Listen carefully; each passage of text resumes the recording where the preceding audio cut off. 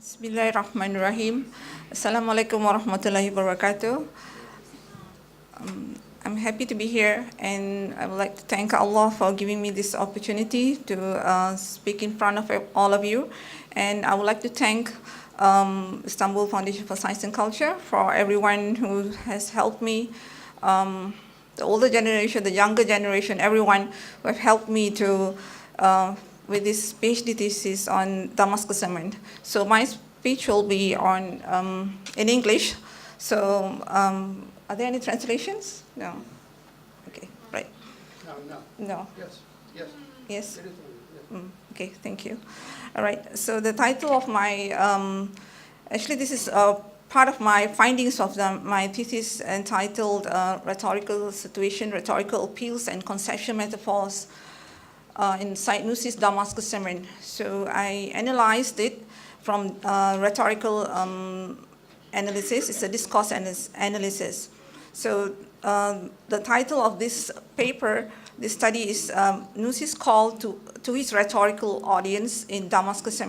So rhetorical audience is actually a concept. It's a concept that we all understand. It's a concept saying that it's a term, a rhetorical term, showing that they are a category of people who will listen to us, who we can appeal, who can understand what we are saying, and can be influenced in a good way, in a persuasive way, right? So the content of my speech here is, I break into a few topics here, a few sections here.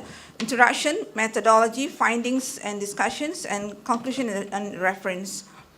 So for the introduction, so let me begin with the notion to consider audience in rhetorical situation. So when it comes to rhetorical situation is a situation where there is an urgency. There's something happened, and something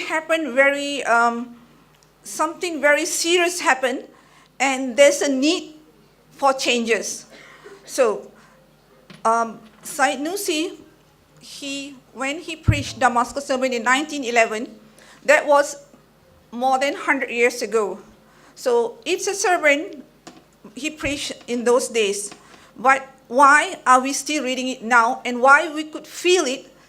Why would we feel it? Because we are all the rhetorical audience. So rhetorical audience are audience who are listening, who are reading and listening, and can be influenced. That means they are the people who understand what the orator is speaking. So orator, the second line here, orator is the person who speaks, the speaker.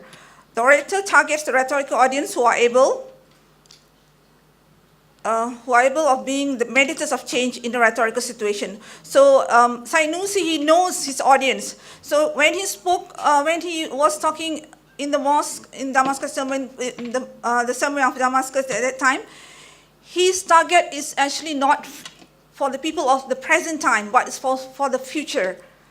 That is why we could feel it. So that's why we are all considered as rhetorical audience, because he can persuade us, he can influence us in a good way.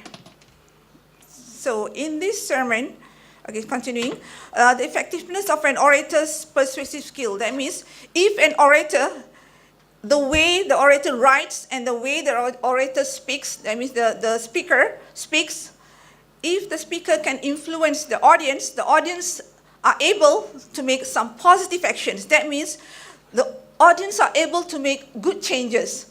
Positive actions here means in the terms that you will take the right part. That means you will take the right action. So what anything happens to you, that means you will know how to react in a positive way. But less studies focus on the importance of rhetorical audience. We put aside that. I mean, we just keep on reading, and we do not realize that actually we are actually the rhetorical audience. If we are changing in the right direction, if we are following the positive actions that is encouraged. So thus, this study aims to identify the projection of rhetorical audience as mediators of change through a rhetorical analysis in Bediüzzaman Said Nursi's Damascus sermon. It's a qualitative research methodology, and specifically it's an explanatory case study. So to be more specific, it's actually explaining, it's a single is a single embedded case study. That means it's analyzing how Said he speaks to the audience. So not to say the audience at those times, 1911, but now at this present time. So we are all listening to Said Nursi's Damascus sermon. Each time when we read, we are listening to his speech those days, but his speech is still alive and we are listening to now. So rhetoric audience is audience who can be influenced. So Said Nursi, he has his target. He can forecast. He knows what is going to happen in the future. So when he speaks, he's speaking to the audience, for the future audience as well, to the universal audience. So the source of translation here, I took Shukran Waida's translation of Damascus sermon. And there was some question saying that you're doing English translation. So my question here is, actually, I'm analyzing, of course, I'm analyzing the English translation, but I'm looking at the words that he used, the style of his talking, the way that he's using, what is his message, what he wants to say. So in this message here, he's talking about the 6 illness and the 6 remedies for the 6 illness of the heart, actually.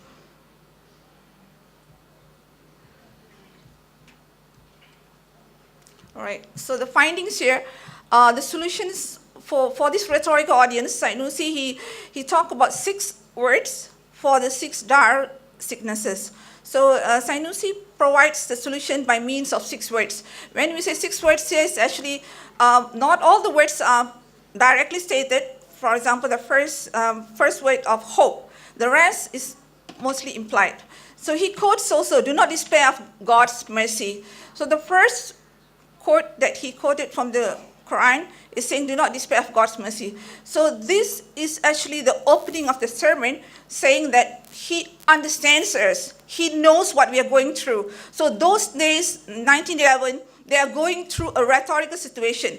We are also going through a rhetorical situation now in a different way. But we are going through a very, very serious situation. We are always having conflict among ourselves. There's no peace. There's no love. There's so much of people thinking of themselves only. So whatever happened in 1911 is also happening now. So that's why when Said Nursi, he quotes the words, do not despair of God's mercy. He knows that we shouldn't put our expectations on people. We should put expectation on God's mercy, because Said Nursi said God's mercy is infinite. So if we put our expectation on people, they have limitation.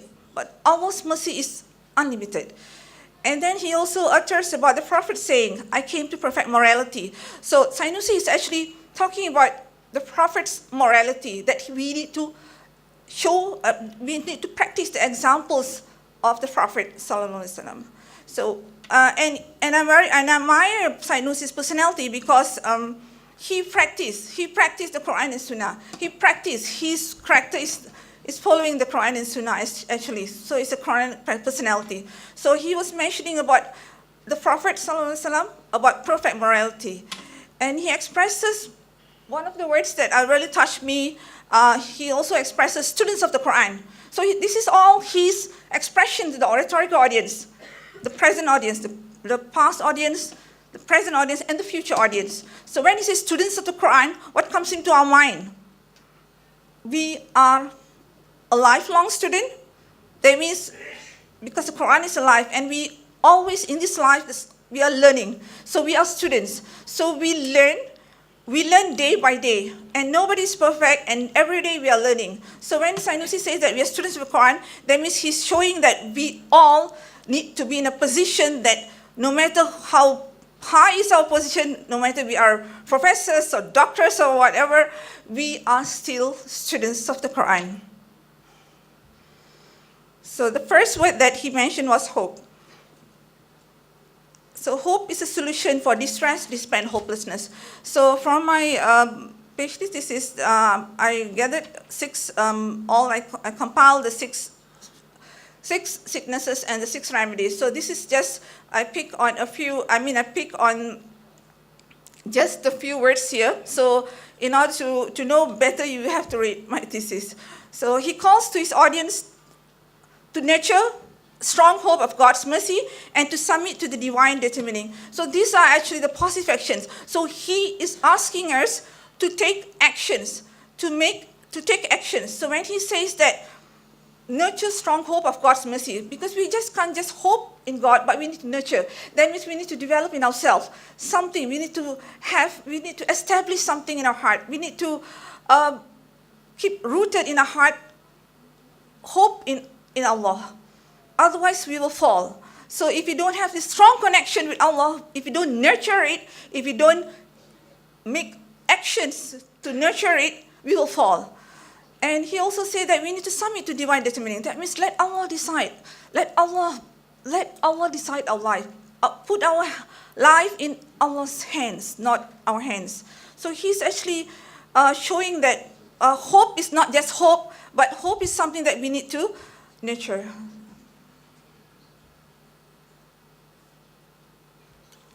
Okay, the second word here, courage. All right.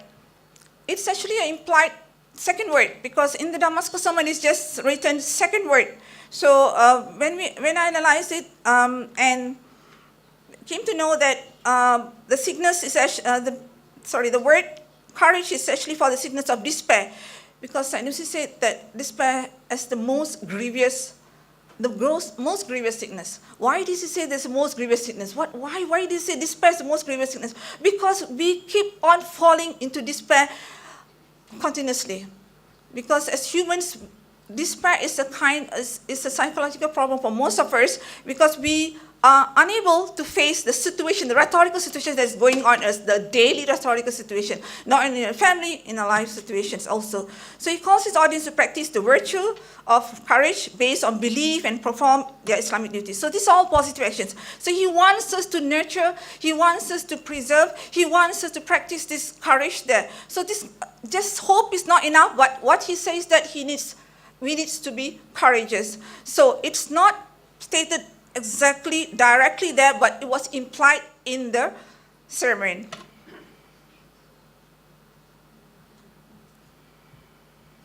Okay, the third word is truthfulness.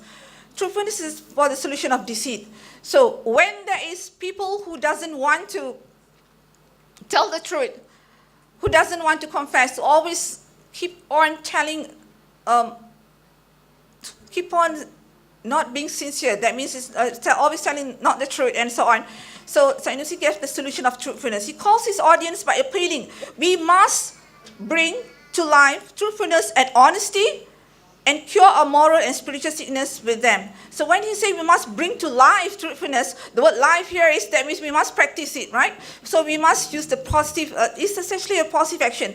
And then cure our morality. So when you say cure, it's an action verb, saying that we need to do something, not just say. So when we read this Damascus sermon, we feel it's so alive. It's as though the science is talking to us today, now, at this moment. So for example, like this, we must bring life to life, truthfulness and honesty, cure. So it's actually each time when we repeat, there's something new is coming to us. We feel it. The fourth word is love. So love is for the sickness of enmity, and Sanusi mentioned that justice, gentle, conquered, unity, responding with forgiveness, pardon, magnanimity, and abstaining from enmity, hostility, revenge, egoism, and fame-seeking. So, true love, and in the Damascus sermon, the message of love is very strong there. The power of love is very strong. And Sanusi say that, Sanusi mentioned about love, it means that love for the sake of God. So when there's love, there's no room for enmity there. Because when we love for the sake of Allah, Allah feels us. Allah feels us, and we don't have to be desperate seeking people's love, but be in a position of giving love to others. The fifth is solidarity. The implied solution, solidarity for the implied sickness of disunity. So Sanusi mentioned about disunity, and it's still happening now. Not only on those days, I think now it's even worse, disunity among us. Not only among the different races and cultures, but also among the Muslims. And not only among the community, but among the family members also. So disunity, when he mentioned about disunity, what's the solution? So he mentioned about solidarity. So he advises his audience, so this is, again, rhetorical audience, to assist one another morally, and if necessary, materially, and also bonding to each other to create luminous chain. So all this positive action actually stated in Damascus sermon. We just need to read it back and need to analyze the words there and need to know that, yeah, this is for me, this is for us. So these are the actions that Nursi is saying that we have to implement the action, not just read it, practice it. Okay. The sixth word is sincerity. It's for the implied. It's an implied solution for the sixth word is sincerity. It's an implied solution for the sickness of individualism. So when we talk about when Nursi refers to the 21st flash of his Risale-i, on the traces of sincerity on page 57 in Damascus sermon, so he did mention about the traits of collective personality that can discard self-interest, egoism, and all these things that we want to find for ourselves. So he was talking about sincerity. And if you read it many times, the last portion of the Damascus sermon, we realize that Nursi is actually emphasizing so much on sincerity. Why sincerity is so important?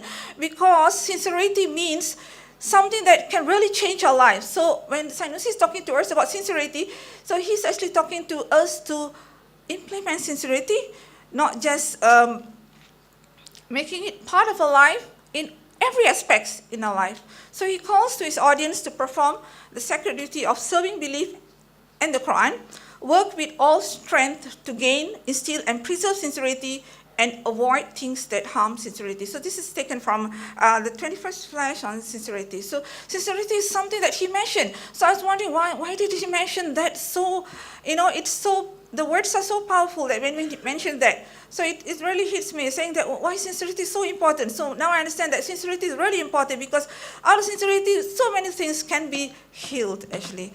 So, and he did mention about, verily my reward is from Allah alone. So whatever that we are doing, we don't expect the reward from human. We expect from Allah. So our expectation we put on Allah, not on humans.